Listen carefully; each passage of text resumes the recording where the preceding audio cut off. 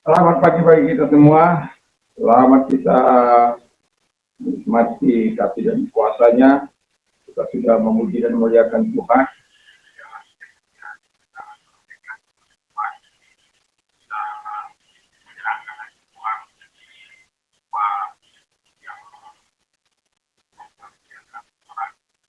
Dan saya juga ingin menyapa kita yang ada di dalam luar sana.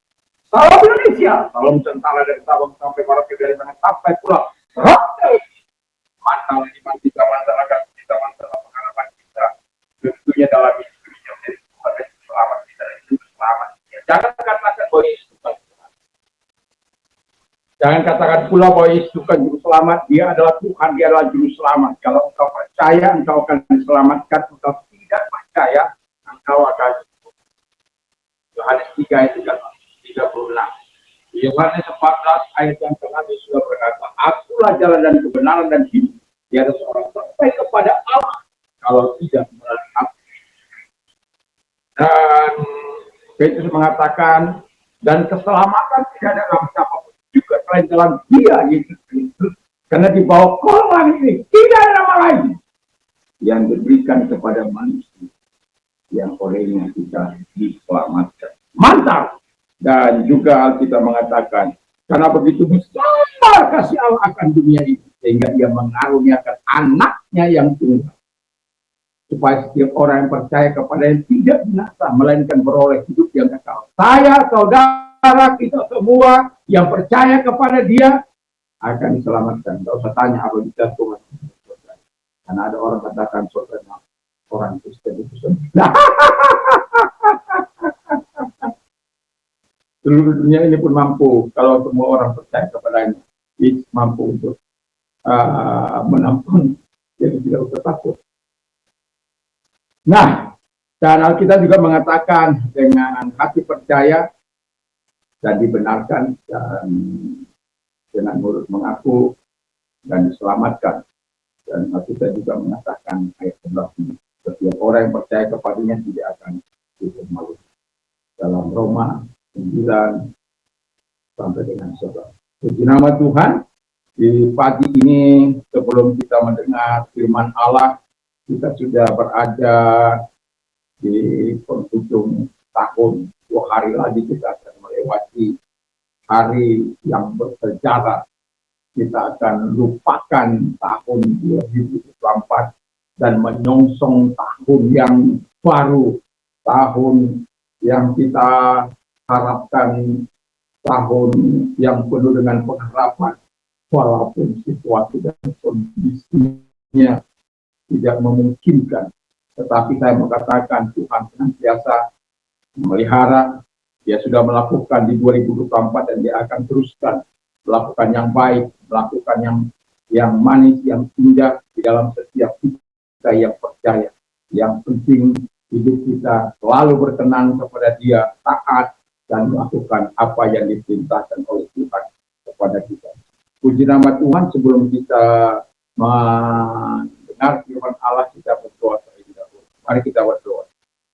Terima kasih Tuhan Bapa di surga, hadirlah Engkau di tengah-tengah kami, dan teruslah Engkau menyertai setiap kami dimanapun kami berada, sehingga keadaan kami ini Tuhan, dimanapun kami berada, kami mampu mendatangkan Allah di tengah-tengah kehidupan setiap kami Bapa di surga, di tengah-tengah rumah tangga kami, di tengah-tengah pekerjaan kami, di tengah-tengah apapun yang kami lakukan, kegiatan-kegiatan apapun yang kami kerjakan, biarlah kami penuh dengan tanggung jawab untuk menghadirkan Allah di dalam dunia yang fana ini Tuhan. Karena kami tahu dunia ini sedang mengalami masa-masa yang krusial, masa-masa yang bobrok.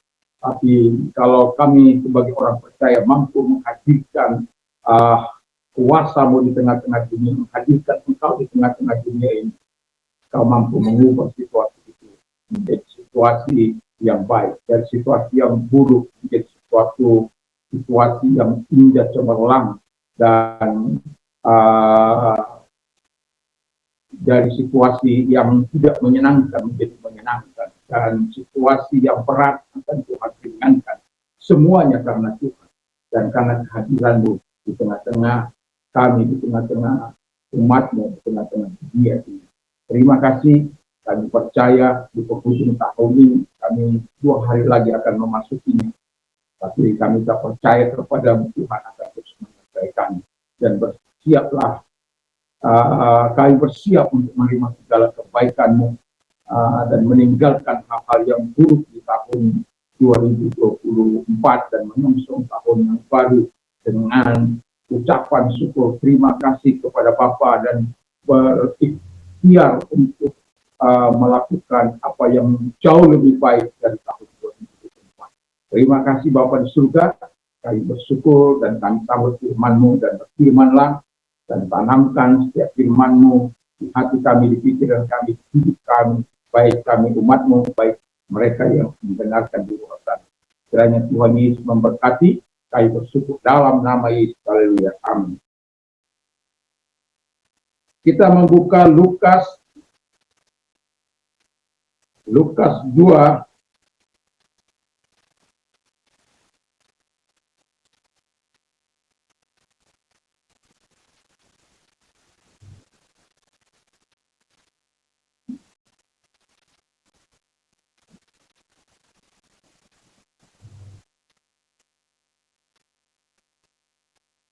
Lukas 2 ayat 36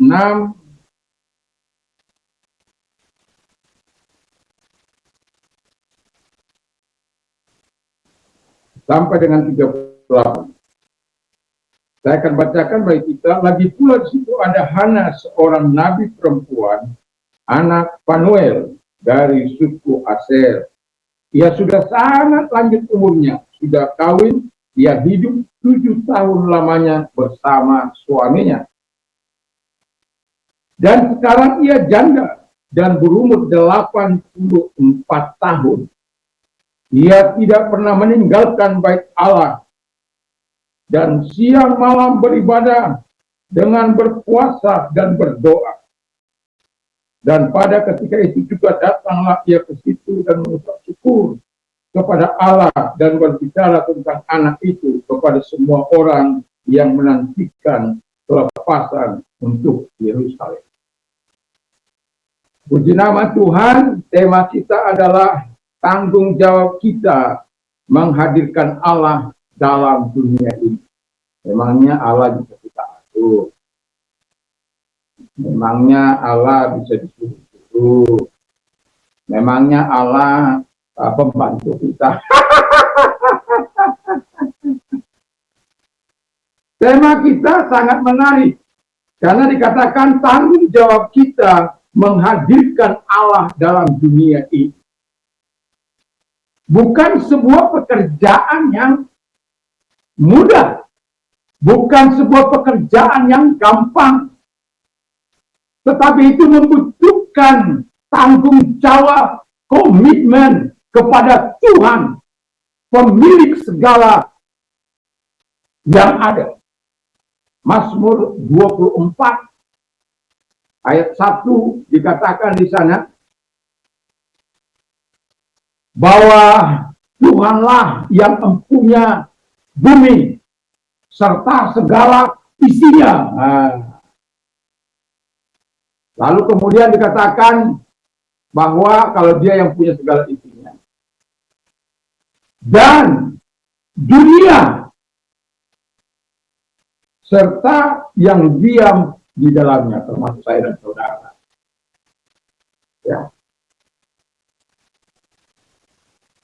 Jadi kalau Tuhan yang punya langit dan bumi, Tuhan yang punya dunia ini, berarti kita bisa menghadirkan Allah di dalam dunia ini. Bagaimana caranya menghadirkan Tuhan di tengah-tengah dunia ini, di tengah-tengah kehidupan kita, di tengah-tengah usaha kita, di tengah-tengah rumah tangga kita.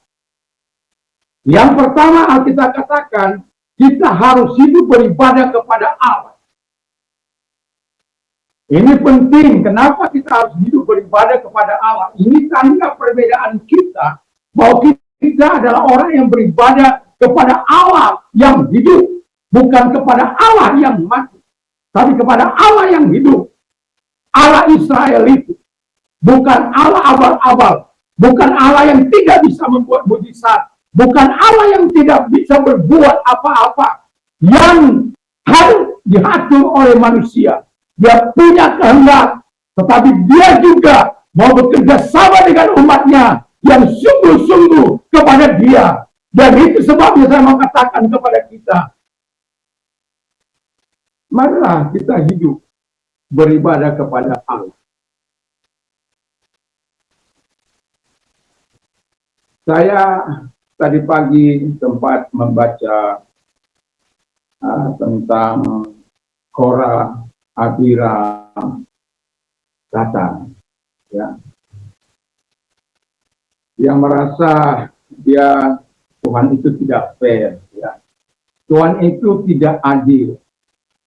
Kok hanya Musa dan Harun yang dipilih sepanjang perjalanan mereka itu. Itu kan sudah mau mendekati tanah perjanjian. Dan akhirnya mereka memberontak. Mereka bersungut-sungut. Mereka tidak mau diatur oleh Musa lagi.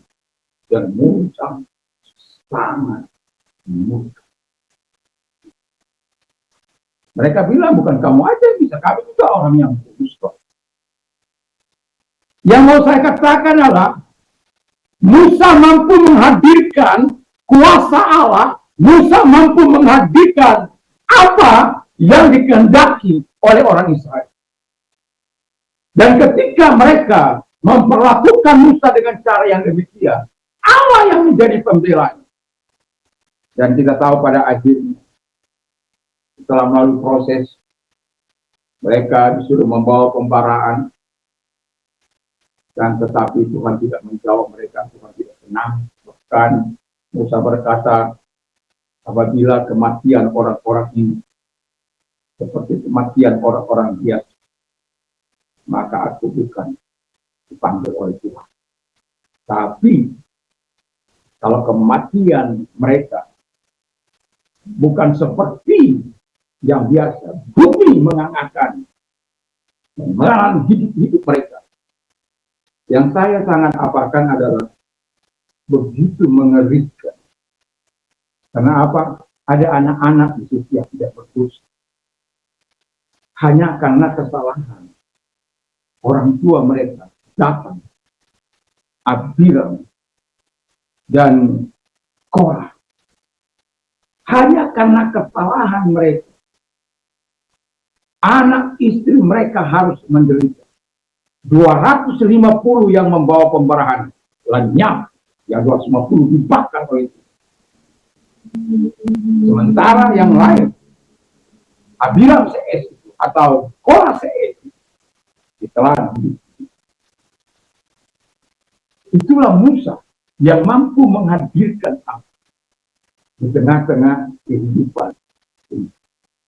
Dan itu bukan sesuatu yang didapat Musa dengan demikian. Karena memang Tuhan yang memanggil dia. Dan Musa juga tidak neka-neko dengan apa yang dipercayakan Tuhan kepadanya. Makanya dia berkata, kalau nanti Anda baca dalam Bilangan 16, tidak pernah satu kali pun aku melakukan yang jahat kepada mereka. Tidak pernah aku mengambil apa yang menjadi milik mereka. Itu Musa itu. Itu sebabnya ketika Tuhan menyuruh harus melakukan itu, dia hanya berkata, Tuhan yang meminta. Jadi ketika Tuhan, kita beribadah kepada Allah yang hidup itu, jangan kita berpikir bahwa Allah itu tidak mampu hadir di tengah-tengah persekutuan kita, di tengah-tengah hidup.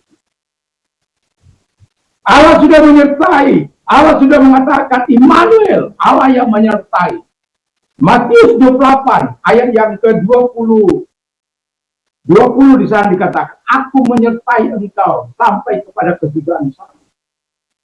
Jadi kalau Tuhan menyertai kita, berarti dia ingin engkau menghadirkan dia di tengah-tengah pekerjaan. ya ada kejujuran, ada kebenaran, ada nilai-nilai kerajaan Allah di situ. Jangan orang korupsi, kau korupsi sebagai orang percaya. Orang tinggal dalam gelap, kau ikut tinggal dalam gelap. Orang tinggal dalam kenajisan, kau tinggal juga dalam kenajisan. Tidak ada perbedaan. Itu tidak menghadirkan Allah, malah mengaitkan Allah di dalam hidup sebagai orang yang percaya kepada Tuhan.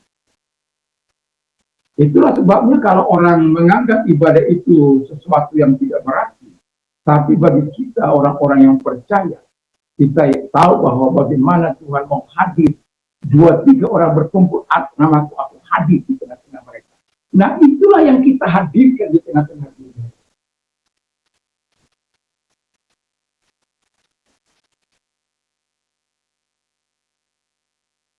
Kita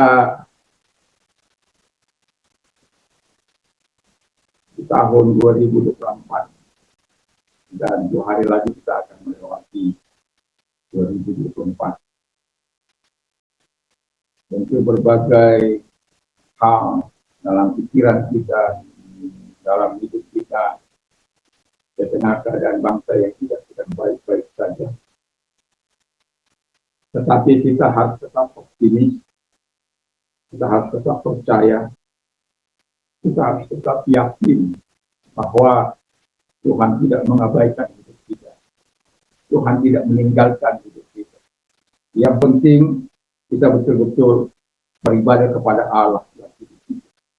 Kalau engkau beribadah kepada Allah yang hidup itu, dan Mazmur 120 bisa dikatakan, saya pernah mungkin bilang 120, tapi 120 ayat 1, dalam kesesakan aku berseru kepada Tuhan. Dan dalam kesesakan aku berseru kepada Tuhan, dan Dia menjawab aku. Allah yang kita sembah itu bukan Allah yang pelongo-pelongo, yang tidak tahu berbuat apa-apa, yang didikte oleh manusia. Allah itu adalah Allah yang menciptakan langit dan bumi. Dan itu sebabnya setiap kita harus melakukan hidup ini sesuai dengan apa yang dikehendaki Allah dalam kehidupan kita. Jadi kalau kita pernah membaca Yosua, ya, bagaimana dia waktu pamit dari bangsa Israel, dia berkata, kalau aku dan keluargaku, kami akan beribadah kepada Allah. Kamu silahkan pilih. Jadi aku dan keluarga akan beribadah kepada Allah yang hidup. Dan semua orang mengatakan kami. Mengapa penting mengatakan ini? Supaya mereka tahu sampai akhir hayat kita bahwa kita tetap beribadah kepada Allah yang baik. Itu sebabnya saya tidak meragukan kuasanya, saya tidak meragukan kemampuannya. Dan mari kita bertanggung jawab untuk menghadirkan kerajaan Allah, menghadirkan Allah di tengah-tengah kehidupan dunia ini. Sehingga apabila orang membutuhkan pertolongan oleh kasih Tuhan, sakit, kita mau Tuhan menyembuhkan mereka, menolong mereka. Itu sebabnya kalau Hana ini kita lihat, ya, di ayat 37.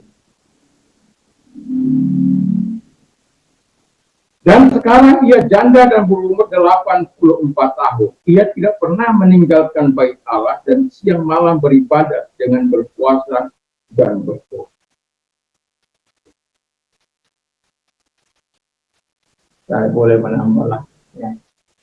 Kalau Hana berdoa dengan beribadah, berdoa dan berpuasa, saya boleh menambah dengan beribadah, berdoa, menangis, membaca firman Allah. Tapi saya katakan kepada Tuhan, betapa hebatnya. Mungkin Anda tidak menyadari, tapi sebagai orang yang sedang lagi berpuasa panjang, saya tahu persis bagaimana dia bisa berpuasa setiap hari. Dan Alkitab mengatakan dia sudah berusia 84.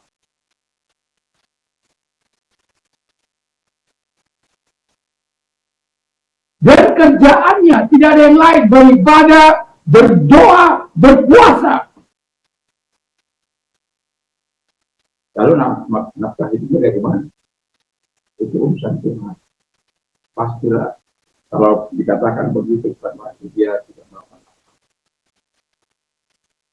Yang mau saya katakan kepada kita adalah, yang saya renungkan panjang adalah di masa tuanya dia sanggup berdoa setiap hari, berpuasa setiap hari, tapi tidak ada menangis, tidak ada membaca itu.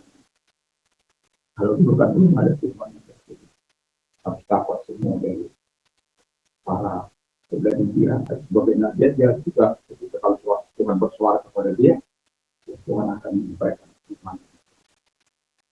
Kita kan belum punya yang seperti. Saya tahu apa artinya menangis. Saya tahu apa artinya beribadah kepada Tuhan. Dan itu sebabnya kita sebagai orang yang percaya, sekalipun ya dalam pergumulan saya membuat kala ini siang menjadi malam, malam menjadi siang. Tapi saya juga bersyukur karena walaupun saya kadang-kala tidak sepanjang malam, sepanjang hari, tapi Tuhan masih tak memampukan saya untuk berteriak kepada Dia, berseru kepada Dia. Ya memang jatuh bangun. Tapi itu sebabnya saya katakan dalam perenungan saya membaca firman Allah di mana Hana yang sudah 84 tahun begitu setia kepada Tuhan. Apakah dia bawa bermain-main? Tidak. Apakah dia membuang waktunya di rumah Tuhan? Tidak. Karena dia ingin menghadirkan Allah di tengah-tengah pelayanannya sebagai nabi. Nabi. Saya yakin dan percaya. Itu sebabnya kalau kita baca di ayat 38 dikatakan, dan pada ketika itu juga datanglah ia ke situ dan mengucapkan syukur kepada Allah, berbicara tentang anak itu kepada semua orang yang menantikan kelepasan untuk Yerusalem. Dia tahu siapa Yesus. Bayi Yesus itu dia tahu apa yang akan dilakukannya.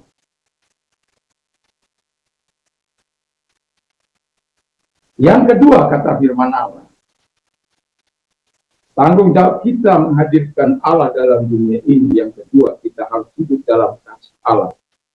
Roma 9 ayat yang Roma 5 ayat yang kelima. Tolong kalau seorang membacakan.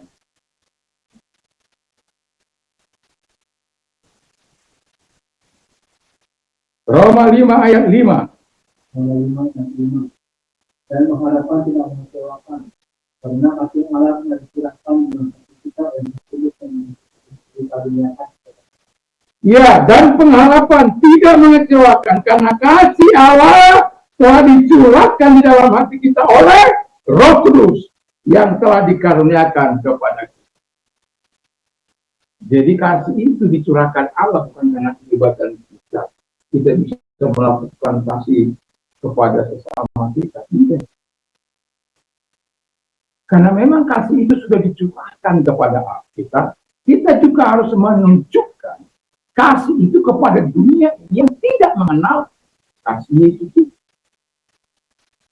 Tapi kadang-kadang justru kebalik.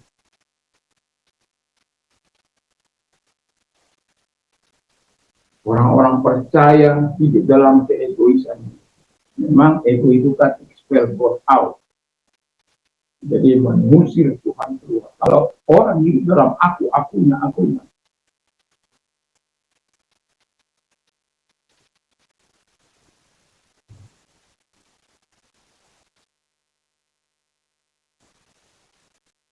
Itu berbahaya. Jadi Kristus harus menguasai, kasih Kristus harus menguasai hidup kita. Supaya kita bisa menghadirkan Allah di tengah-tengah dunia. Ingat, ada banyak orang-orang di luar sana. Mereka tidak mengenal Yesus.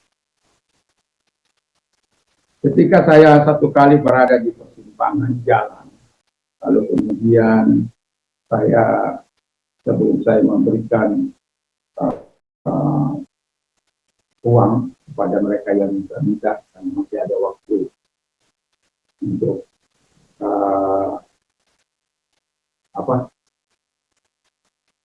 lampu merah, karena ada 4 jam masih ada banyak waktu saya, tetapi saya sudah siapkan uang. Lalu kemudian saya katakan, kamu kenal Yesus enggak? Karena kan nggak mungkin lagi kita mau pakai metode itu, langsung aja tipu. Lalu orangnya bilang, Yesus itu makan apa?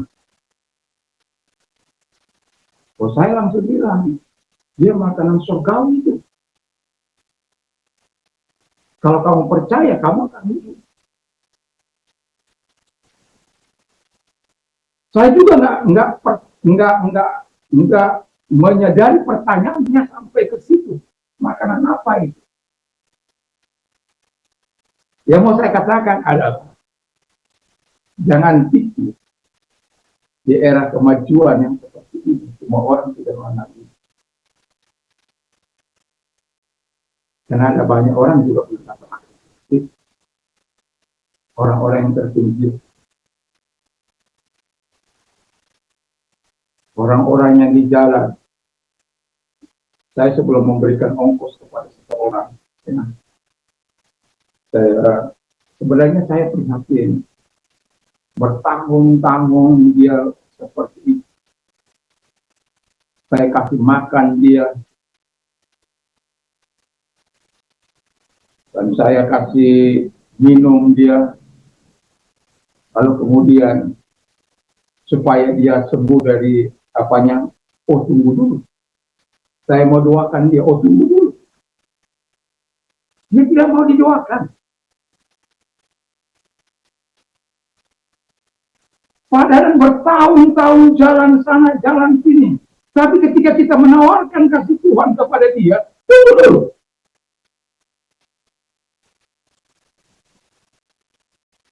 Dan ketika saya melihat dia, saya coba menghampiri dia, menawarkan hal yang sama. Sama juga belum itu. Dia hanya bisa berjalan dari ampenan ini ke cakra dan cakra ke ampenan, ke suite sana dan lain sebagainya. Dengan membawa bungkusan yang tidak tahu apa itu. Kasihan, ya tentu. Tapi ketika kita mau membagi kasih Tuhan kepada dia, kalau dia menolak, mau bilang. Tapi yang mau saya katakan kepada kita adalah, janganlah untuk berbagi kasih Tuhan kepada mereka. Saya belajar berbagi kasih Tuhan dari mulai rumah saya. Puluhan tahun orang berada di rumah saya. Walaupun orang-orang yang berbeda. Dan saya tidak meminta uang sewa dari mereka. Hasil kebun mereka bisa nikmati. Mangga, rambutan, jambu bol, jambu air, mungkin sudah tidak ada jambu air. Kan sudah ditebangkan potong. Nangka, apokat, kelapa. Terserah mau diapakan. Kalau diantar kemari, puji Tuhan. Enggak diantar pun juga, puji Tuhan. Yang penting mereka rawat. Dan yang mau saya katakan kepada kita adalah berbagi kasih. Saya membuka air di samping rumah saya. Saya seringkali berkata, saya hanya bisa berbagi air yang bisa. Tapi saya rindu berbagi air kehidupan. Datang ke mana ada air kehidupan. Mereka belum mengenal air kehidupan. Yang bisa mengalir dari hati. Yang membawa sejahtera. yang membawa kebahagiaan, yang membawa ketenangan, yang membawa kedamaian, yang membawa keselamatan. Mereka tidak kenal. Kita, kalau kamu mau mendengar 5 menit, saya akan ceritakan ada yang memberikan cerita. Om saya repot ilmu saya apa? Ya. Tapi kita mencoba berbagai cara untuk terus. Ya. Tapi bagikan kasih Tuhan. Yang ketiga kata firman Allah, tanggung jawab kita menghadirkan Allah dalam diri ini, dalam dunia ini, dengan cara bagaimana kita harus hidup dalam kebenaran Allah. Tadi yang pertama kita harus hidup beribadah kepada Tuhan. Yang kedua kita harus hidup dalam kasih Allah. Yang ketiga kita harus hidup dalam kebenaran Allah. Mau bagaimana kita menghadirkan Allah yang benar itu kalau kita dengan dosa dan kesalahan. Bagaimana kita menghadirkan kuasa Allah itu kalau hidup kita penuh dengan kenajisan. Bagaimana kita bisa yakin penuh bahwa Allah itu kuasanya itu mampu menyembuhkan kita kalau kita sendiri ketika kita sakit, kita tidak percaya akan kuasanya. Dan itu sebabnya saya tidak takut untuk mendoakan siapapun dalam keadaan apapun. Karena saya bukan hanya berkata-kata, tapi saya melakukannya.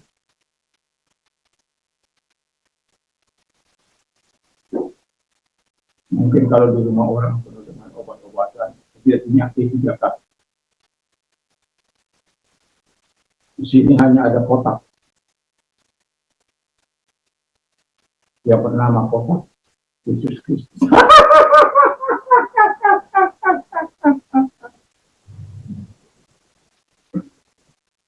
Jadi kalau kita sakit tinggal membuka pintu surga itu saja dan minta pertolongan. Tapi yang penting yang mau saya katakan, itulah benar. Siapa yang tahu kau itu benar? Tuhan. Siapa yang tahu jalan pikiranmu? Tuhan. Siapa yang tahu motifmu? Tuhan. Dan kita tidak bisa bersandiwara di hadapannya. Kita tidak bisa berpura-pura. Di hadapan manusia mungkin kita bisa berpura-pura. Bisa bersandiwara. Bisa munafik. Bisa buron. Tapi tidak di hadapan Yesus Kristus. Dia tahu persis hatimu, pikiranmu, perbuatanmu. Itu sebabnya kita harus ingat apa yang dikatakan oleh firman Allah. The eyes of the Lord are in every place, beholding the wicked and the good. Mata Tuhan ada di segala tempat untuk melihat orang berbuat baik dan berbuat. Coba baca Yeremia. Yeremia 17 ayat 10 dan 11. Ayat 9 dan 10.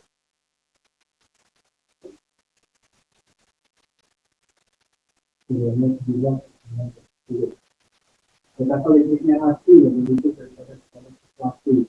Artinya tidak mengerti siapakah yang dapat mengetahui. Hati Tuhan yang melindungi hati yang mengajukan berbalasan kepada setiap orang setimpal dengan manfaatnya, setimpal dengan hasil. Iya. Jadi walaupun hatimu licik, perbuatanmu penuh dengan dosa, kalau dalam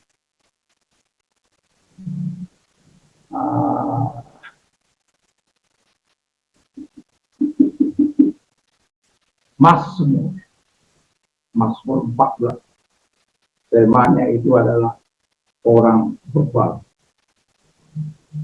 Jadi orang bebal ini berkata tidak ada, dalam hatinya berkata tidak ada.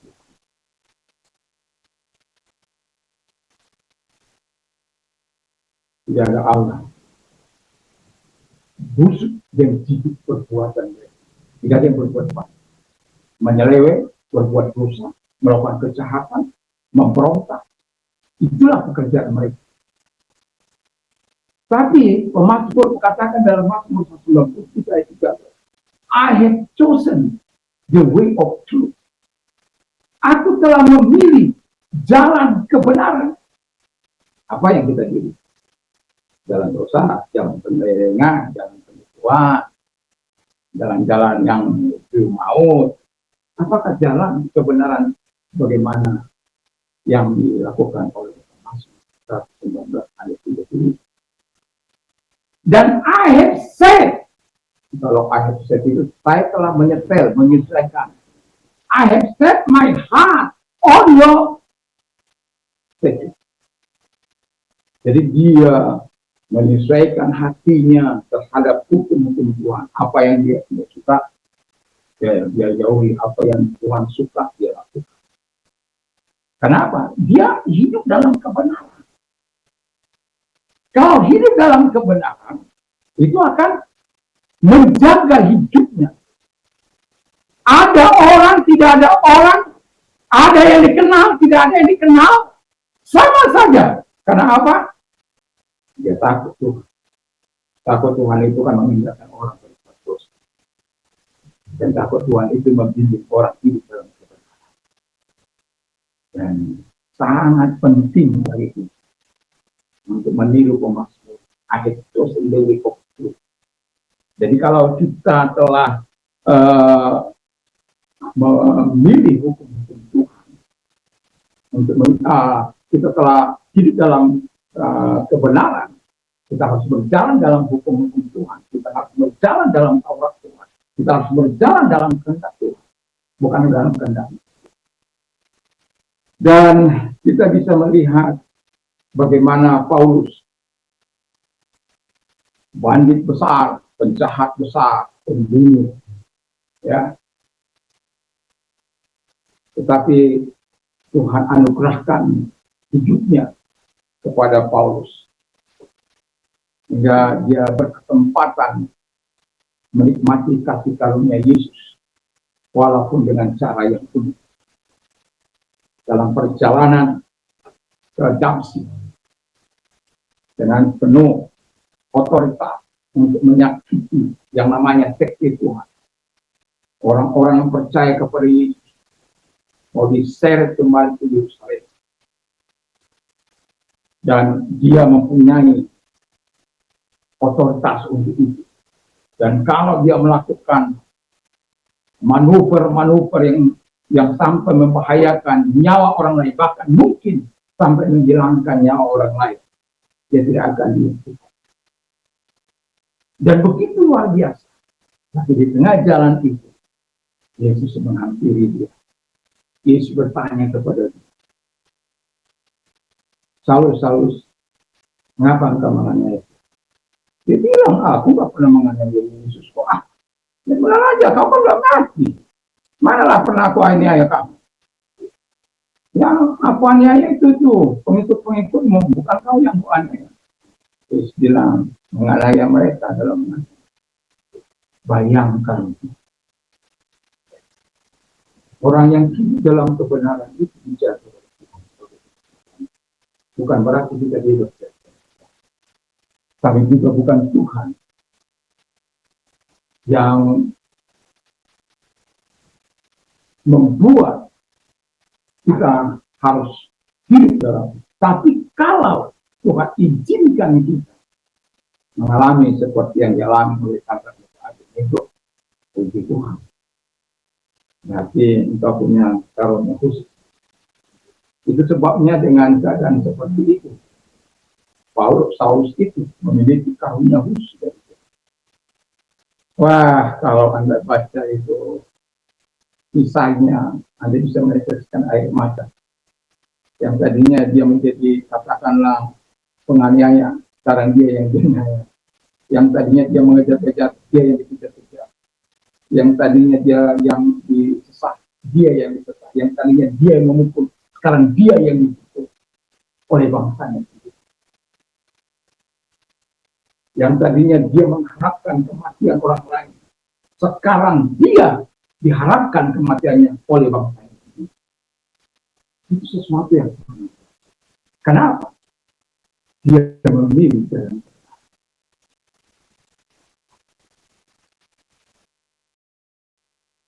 Sadrak, Mesak, Abednego memilih jalan kebenaran. untuk tidak menyembah patung raja muka, tapi Tuhan selamatkan mereka. Walaupun harus masuk terlebih dahulu, tapi Tuhan izinkan mereka melewati supaya apa? Nama Tuhan dipermuliakan.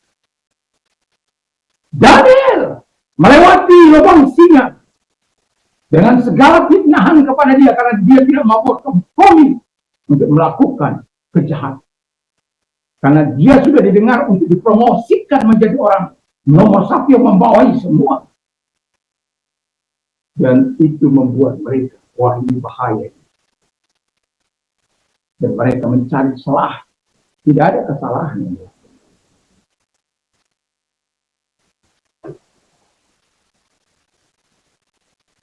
Tidak.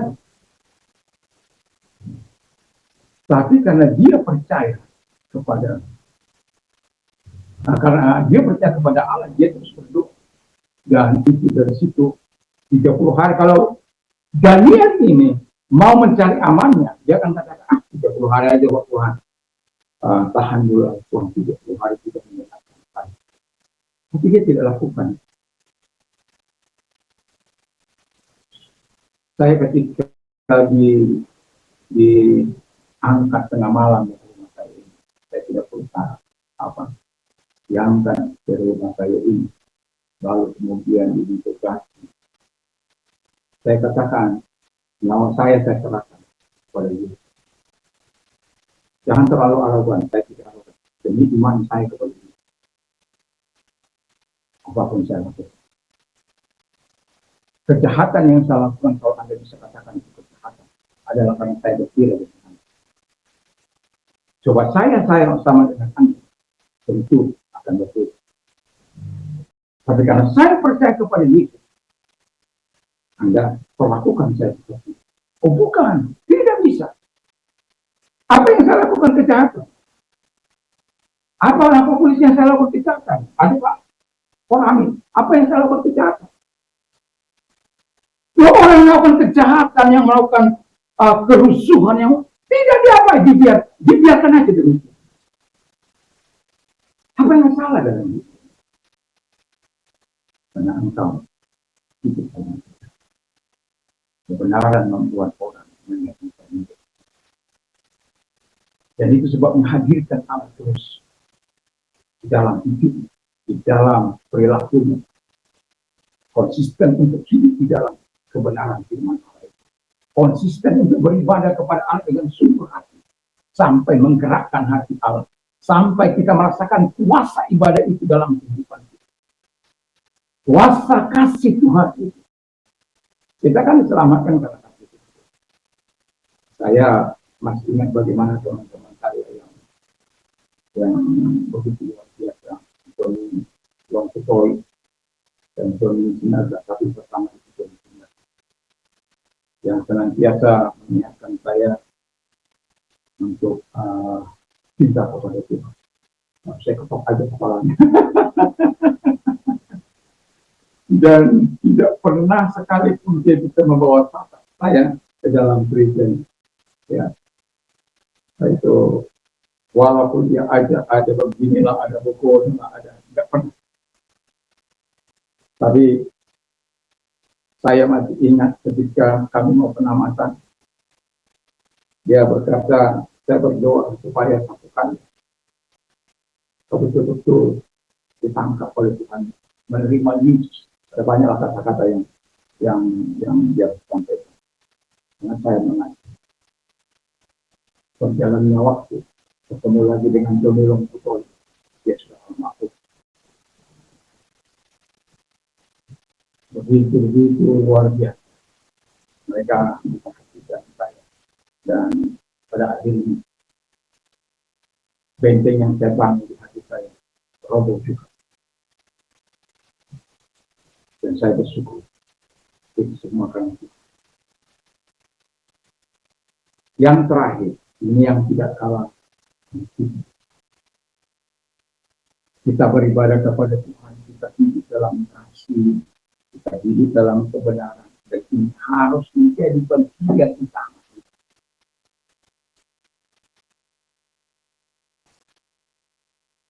betapa berapa kali saya Tuhan cegah untuk melakukan hal yang salah.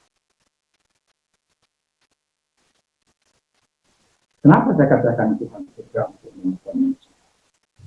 Bayangkan orang itu sudah salah, lalu menghajar saya di dalam mobil saya, memukul saya di dalam mobil saya. Kita kan nggak dapat berbuat apa-apa. Dia pukul, dia hajar. Dan saya mau keluar nggak bisa karena dia di sini. Terus saya bilang begini sama dia, kalau Bapak melakukan dengan cara itu, jangan pikir hanya Bapak yang akan. Kalau sampai saya keluar dari mobil saya ini, habis. Bapak mau bawa saya apakah kantor polisi atau Bapak mau menyelesaikan dengan cara yang Bapak mau. Akhirnya setelah saya lihat ini, itu saya tarik juga dia. Saya katakan tangan saya terlatih untuk mukul, tapi tidak diajak untuk mukul manusia. Kaki saya terlatih untuk nendang, tetapi tidak diajak untuk menendang manusia. Tapi perbuatanmu, kamu sudah salah, kalau mukul saya lagi sudah buat ini. Akhirnya akan betul. Dan hampir dia setelah dia tahu bahwa saya harus mau melakukan dia lari. Terus dia bilang, Pak, jangan dibiarkan dia pergi. Tapi dia bilang, saya juga memang tidak apa. Tapi supaya dia tahu, supaya saya bilang, Bapak sudah melakukan tindakan kriminal. Kriminal itu pidana. Jadi kalau Bapak melakukan, itu pidana. Tapi kalau saya melakukannya kepada Bapak dalam keadaan seperti yang Bapak lakukan, itu membela diri. Beda, Pak. Dan pada akhirnya dia lari dan selesailah kasus itu. Tapi itu menjadi penuh. Itu karena apa? Coba bayangkan dia ketika saya katakan, oke, ayo, keluarlah saya kan. Tapi begitu baik. Saya tidak akan pernah lupakan ketika anak saya masih kecil. Kalau itu saya sudah tidak bisa bilang apa-apa.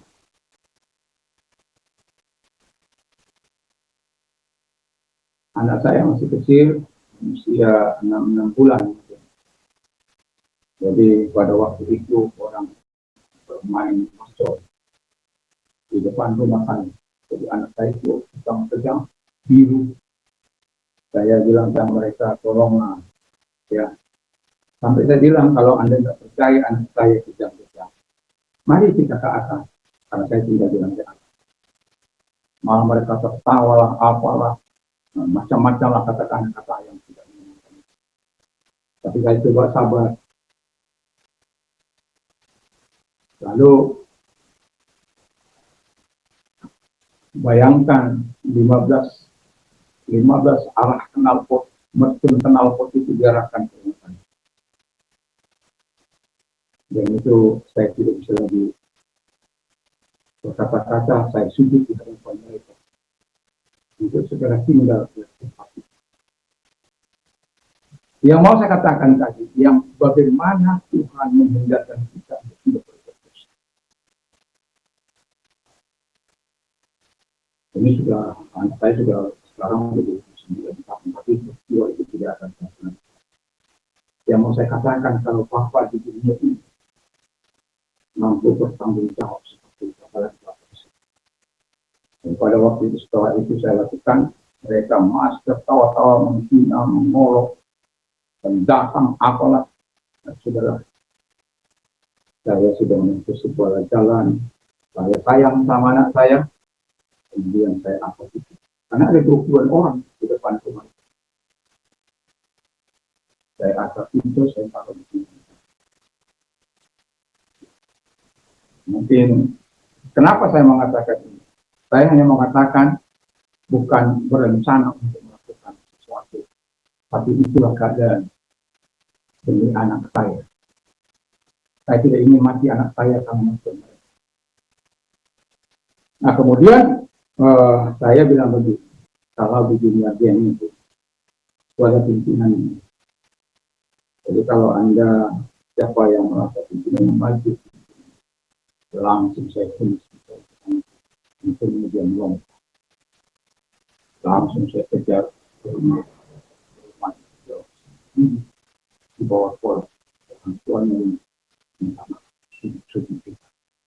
Pada akhirnya saya tapi saya merenungkan jawab. Saya kata saya ampun itu. Tapi kalau tidak saya lakukan itu, mungkin anak saya akan bagaimana. 15 itu akhirnya saya tidak. Kemudian siang hari mereka datang ke rumah. Ini kan terjadi malam hari. Bukan subuh. Siang hari mereka datang. Rombongan itu datang sekali. Saya suruh anak istri saya naik kunci kamar. Saya akan menghadapi mereka. Saya langsung kunci rumah saya dan buang kunci keluar. Sekarang kita berhadapan sebagai laki-laki dengan laki-laki. Oh enggak bang, kita mau minta maaf. Oh, saya pikir saya yang biar banyak begini, kenapa saya buang kunci? Kenapa saya buang keluar itu? Supaya tidak ada yang bisa keluar. You mati atau saya mati. Enggak bang, kita mau minta maaf. Saya langsung panggil itu saya kasih makan, saya kasih minum. Dan pada akhirnya setiap kali ada maston, saya minta maaf kepada mereka, saya akan segera tinggi. Karena rumah saya kan dekat ke pantai, jadi pantai saja mainkan. Jadi mereka tidak lagi melakukan. Dan saya bersyukur, saya bisa bayangkan kalau terjadi. Tapi itulah dalam Mazmur dikatakan begini, supaya orang benar itu tidak mengeluhkan tangannya.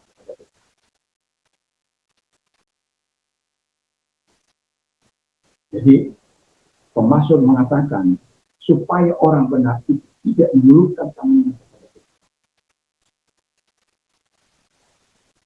Dan itu sesuatu yang sangat luar biasa. Dan pada akhirnya saya sehat sampai saat ini, sudah usia hampir 30 tahun, hampir. Itu sesuatu yang sangat luar biasa. Tapi yang mau saya katakan adalah kalau Bapa dibunuh mampu berbuat seperti apa lagi Bapa Yesus. Yang penting kita ada taat kepada Dia. Dalam perenungan saya kepada Tuhan pada waktu itu, setelah mereka pulang, setelah saya jauh makan minum mereka, andai kata lakukan,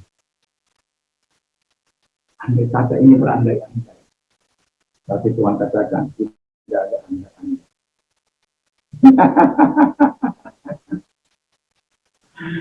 Tidak ada andai-andai. Saya diselamatkan oleh Tuhan. Tidak sampai melakukan, tidak sampai mengulurkan tangan kepada kejahatan. Dan berapa kali dengan sikap-sikap orang arogan yang seperti itu. Dan tetapi Tuhan selalu menghindarkan kita untuk tidak melakukan kejahatan. Dan itu sebabnya dalam kehidupan kita ketaatan itu. Allah bisa mengatur semuanya. Allah bisa mengerjakan sesuatu itu. Yang penting kita mau menghadirkan kerajaan Allah di tengah-tengah dunia. Coba Anda bayangkan, ini mencoba. Kalau terjadi, tidak bisa. Walaupun nanti saya di pengadilan, saya sudah melakukan semua upaya. Saya sampai sujud kepada mereka, supaya mereka tidak melakukan. Tapi segala penghinaan, segala perkataan kotor, segala apa, dan pada akhirnya sanggup. Kira-kira itu benar. Tapi ingat lagi, tidak ada andai-andai. Saya bersyukur sebenarnya menghindarkan kita Tidak dengan kamu menurunkan tangan kita kepada Tuhan. Itu sebabnya kita hidup dalam ketaatan. Itu dalam waktu yang terpaksa. Tapi dalam waktu yang terpaksa itu bisa Tuhan berkati. Bisa Tuhan menjauhkan kita dari segala marah. Coba kalau saya Mazmur.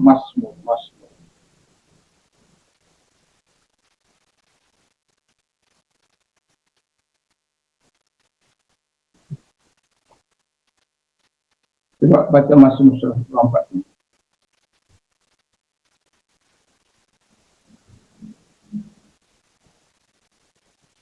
Sebagai ayat terakhir, Mazmur 104.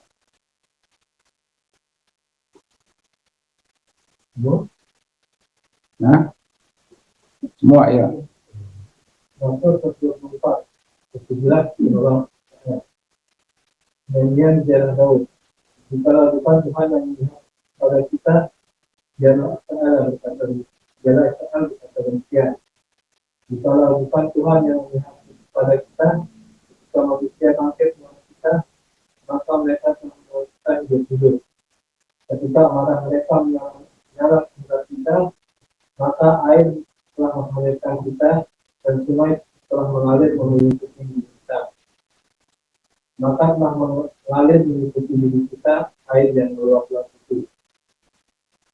Terpujilah Tuhan yang tidak menyerahkan kita menjadi bangsa dan mereka.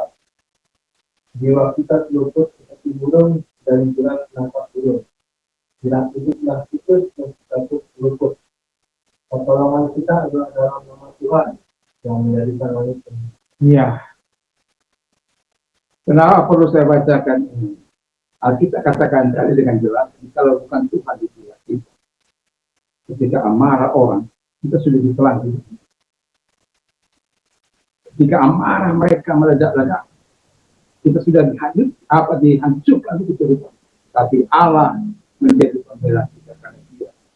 Kalau tidak Tuhan di pihak kita, tapi pertanyaan sebaliknya, kalau Tuhan di pihak kita, siapa yang menjadi lawan?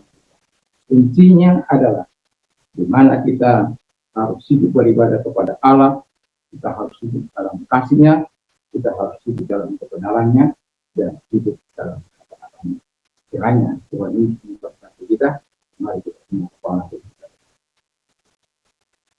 Terima kasih Tuhan bahwa ada banyak hal yang bisa Engkau pertunjukkan kepada kami kehadiran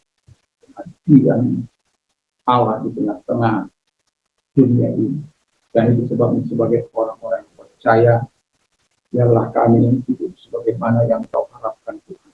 Kami adalah orang-orang yang beribadah kepada Allah, orang yang penuh dengan kasih Tuhan, orang yang hidup dalam kebenaran, dan orang yang hidup dalam ketaatan kepada sekalipun ada banyak perubahan kami tidak taat, tapi ada waktunya Tuhan untuk berkarya, waktunya Tuhan untuk melakukan hal yang baik, sehingga kami tidak mengulurkan tangan kami kepada hal-hal itu.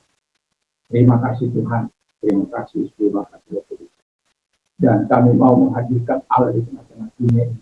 Bukan karena kami mau dipuji, bukan karena kami merasa mau hebat, bukan. Tapi karena supaya nama-Mu dimuliakan, nama-Mu ditinggikan, dan Engkau dipuji dan disembah, dan menjadi juru selamat bagi mereka juga. Sebagaimana Tuhan telah menjadi Tuhan dan juru selamat bagi kami. Terima kasih dan bersyukur. Dan kalau engkau sakit, apapun sakit penyakit ini, dalam nama segala sakit penyakit yang engkau berikan, percayalah bahwa Tuhan mampu menyembuhkan engkau. Dia tidak mengajarkan ruang untuk waktu. Kalau engkau percaya, Dia akan datang menyembuhkan tangan atas. Dan lihat, arahkan tanganmu kepada Tuhan. Lihat tangan-tangan yang diarahkan kepadamu Tuhan. Segala sakit penyakit yang mereka alami, datang kepada mereka untuk menyembuhkan mereka. Timpangkan tangan atas mereka dan menyembuhkan mereka. Dalam nama segala sakit penyakit yang mereka derita, keluar! Dan oleh biru Yesus, engkau sembuh kuasanya, oleh firman yang kau sebut. Terima kasih buat kesembuhan dan kepada mereka-mereka yang tidak dalam keadaan baik-baik saja dan sedang mengalami proses dan berdoa supaya Tuhan menolong mereka. Kalau engkau orang yang membutuhkan pertolongan dari Tuhan, angkat kedua belah tangan kita berdoa. Terima kasih Tuhan, ya tangan-tangan yang diangkat kepada Tuhan, tolong mereka, sehingga mereka melakukan yang terbaik dalam nama Tuhan Yesus Kristus. Terima kasih, karena Engkau mau menolong mereka, karena kami tahu pertolongan kami, datangnya dari Tuhan yang menjadikan langit. Dan tujuan kami yakin, dan menyerahkan hidup kami kepadamu, dalam nama Yesus. Terima kasih untuk pertolonganmu, terima kasih untuk kebaikan kepada mereka, dalam nama Yesus. Kalau engkau mau menerima Yesus sebagai Tuhan dan Juru Selamat, cukup doa saya, kita berdoa. Tuhan Yesus, saya sadar, saya mengakui segala dosa dan kejahatan yang aku telah pernah lakukan. Dan saat ini, aku minta ampun kepada aku mengakui segala dosa dan kejahatan yang telah pernah aku lakukan. Ampuni, sucikan dengan kuasa darah-Mu yang kudus. Terima kasih, Engkau telah membenarkan kami, Engkau telah menyucikan kami, Engkau telah memberikan hidup kepada kami, Engkau telah memberikan hidup dan Engkau mau bersedia di dalam kami. Terima kasih dan bersyukur dalam nama Yesus. Dan kami juga berdoa kepada orang-orang yang studi ataupun terhibur, kiranya Tuhan menolong mereka, memberkati mereka, dan apapun menjadi kebutuhan mereka, Tuhan.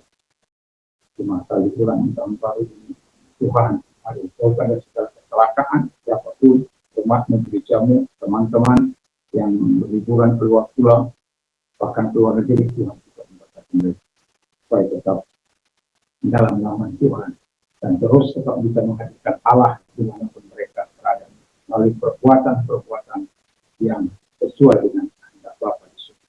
Terima kasih Bapa di surga.